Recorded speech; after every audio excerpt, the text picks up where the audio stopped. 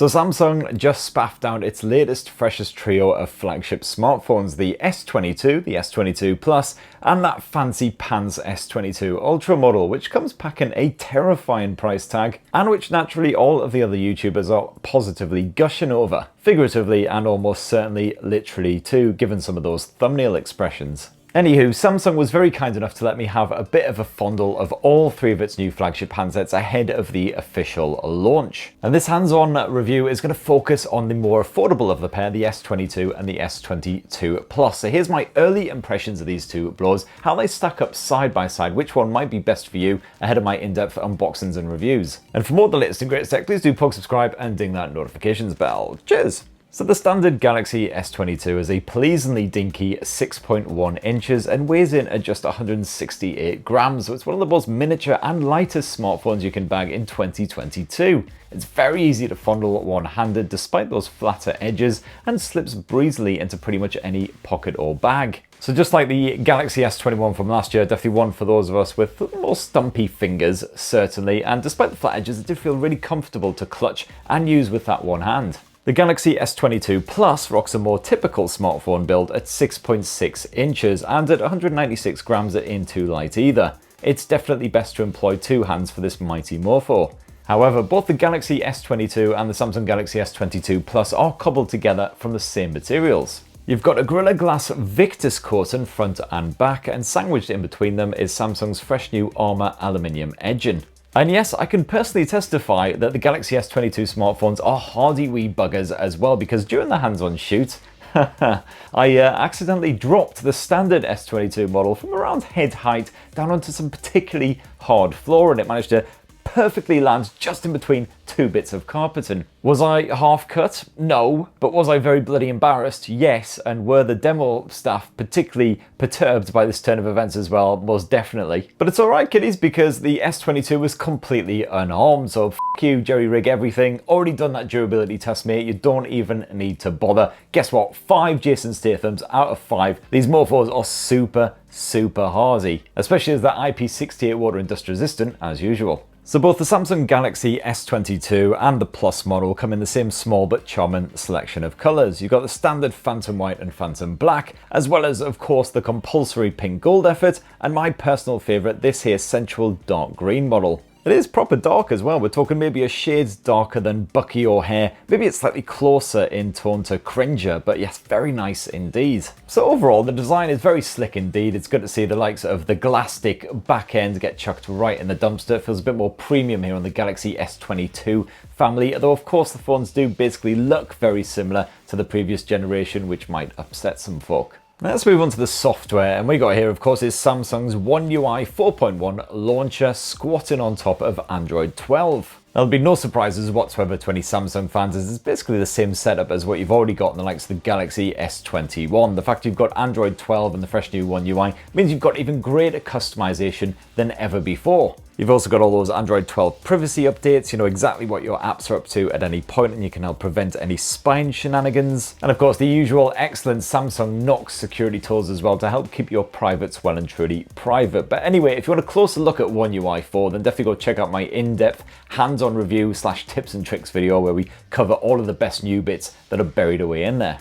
And speaking of the security side of things, well, both the Galaxy S22 and that Plus model serve up a ultrasonic fingerprint sensor as usual, plus a bit of face unlock as backup as well. And when it comes to the storage, there's a choice of 128 or 256 gigabytes of internal space with both of these smartphones, although sadly, as usual, bugger all support for micro SD memory cards, so you'll definitely want to bump up for that higher 256 gig model if you're going to be shooting a lot of video, especially a lot of 8K video, or just carrying around shed loads of media. Now, the display tech, and what you've essentially got here is the exact same screen on both of these blowers, except that it's a bigger size in the Plus model, of course. It's a dynamic AMOLED panel of Samsung's own construction, full HD plus resolution on both the S22 and that Plus model. And I'm a big fan of Samsung's mobile displays, and certainly no complaints so far on the S22 handsets. You've got the new Vision Booster feature in there, which helps to tweak colors and contrast to match the environmental light, so your darker images are easier to see. These panels are also brighter than ever before, so I certainly did not struggle to see what was going on, even with the ridiculously powerful spotlights beaming off of those gorgeous displays. And as usual, you can completely customize the color output on these Samsung displays as well. So you can have really nice, vibrant, poppy output. Otherwise, if you want to be editing your photos, you want a more natural appearance where you can dial down the vibrancy a bit if you like. And these new Samsung S22 handsets also have a dynamic refresh rate as well. You can manually just set it to 60 Hz full time if you like, but if you leave it to do its own thing, well, it can scale between 120 Hz for supported content all the way down to just 10 Hz to save on power when needed. And yeah, you've got a stereo speaker setup on both of these blowers as you would expect, and early impressions are good, you know, reach a decent, respectable volume once you crank it all the way up, and the audio quality stays solid. Subtle headphone jacks, of course, as usual, which is bloody annoying, but you do have Bluetooth 5.2 support, and hopefully that should prove nice and reliable if you are streaming to headphones, speakers, what have you. But what about performance? Well, both the Galaxy S22 and that Plus model run off Samsung's own Exynos 2200 SoC, freshly launched last month. And that's backed by 8 gigs of RAM in both of these blowers as well. This is a 4nm chipset constructed in partnership with AMD. You've got the fresh new Xclipse GPU, which may have a bit of a wanky name, but it supports all kinds of clever graphical shenanigans, including ray tracing, which is something you won't even find on Qualcomm's super beefy Snapdragon 8 Gen 1. So you can expect some gorgeous console-style graphics from supported titles, and hopefully we actually will have some supported titles. I'm hoping at least a couple are going to be announced during the launch, but we'll see. And unfortunately, my Galaxy S22 hands-on session did not include enough time to get sniped in the face by annoying f***ing school children over and over again, so you'll have to stay tuned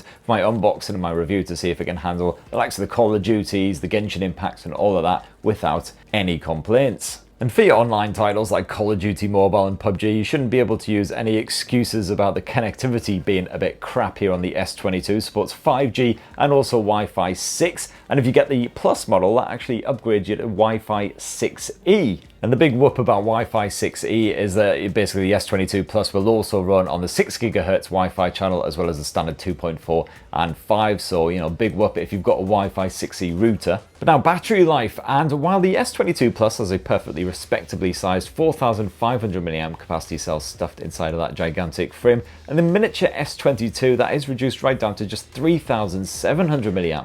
And this alone could be a very big reason to upgrade from the standard S22 to the S22 Plus, as long as you don't mind the boost in size as well. Because last year's S21, that battery life weren't particularly great, and it had a bigger battery than this year's S22. So the only hope really is that the Exynos 2200 chipset is so energy efficient that it makes a massive difference, and we actually do get all-day reliable battery life from this thing. But again, that's something I can't say for sure until I actually slap my SIM inside of the Galaxy S22 and use it as my full-time smartphone. So you have to stay tuned for my in-depth review for more on that. When it comes time to recharge the S22 and the S22 Plus, well, the standard S22 makes do with 25 watt wide charging. It's pretty damn lethargic compared with a lot of the competition. Even budget phones tend to come with at least 33 watt wide charging these days. Thankfully, the Plus model does upgrade that to 45 watts, so a lot more respectable. And in terms of the wireless charging, well, you've got 15 watt wireless recharging support, Qi standard as usual. And you've also got that wireless power share feature as well, so you can slap another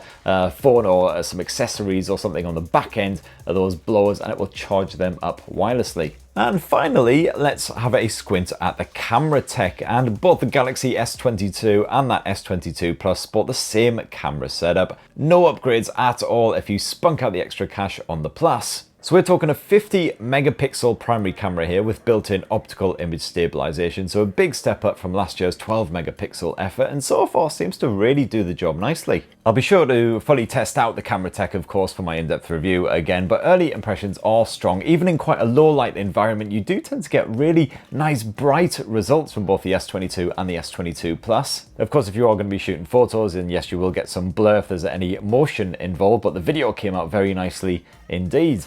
Both the S22 and the Plus model also pack in a 12 megapixel ultra-wide angle lens, same as the previous gen. Certainly jumping between the primary sensor and that ultra-wide angle shooter, I didn't see a big change in the color temperature and tone. Certainly what was going on screen at least, so fingers crossed you'll get quite natural results even with that pulled out view. And then last up, both of these S22 handsets sport a 10 megapixel telephoto shooter with 3 times optical zoom and again built-in optical image stabilization. And as usual, I wouldn't really jump much beyond sort of 5 to 10 times zoom level with this blower. You can go all the way up to 30 times, but then you're you're going to start to get some really grainy, not very nice looking results. For your home movies, the Galaxy S22 family can shoot at up to 8K resolution footage for reasons I'm not really sure why you'd want to. I'm sure the 4K mode is perfectly sound, and you've got all the usual bonus features chucked on here as well, including the excellent single take mode, which again seems to work really, really well in those low light conditions, spaffing out all kinds of excellent creations. And by the way, no, this guy was not mixing alcoholic drinks, so it was mocktails all the way. That's not the reason why I dropped the S22, just leave it alone, alright? And if you like your selfies, well, as usual, there's a 10 megapixel selfie shooter slapped on the front end of the S22 and the S22 Plus,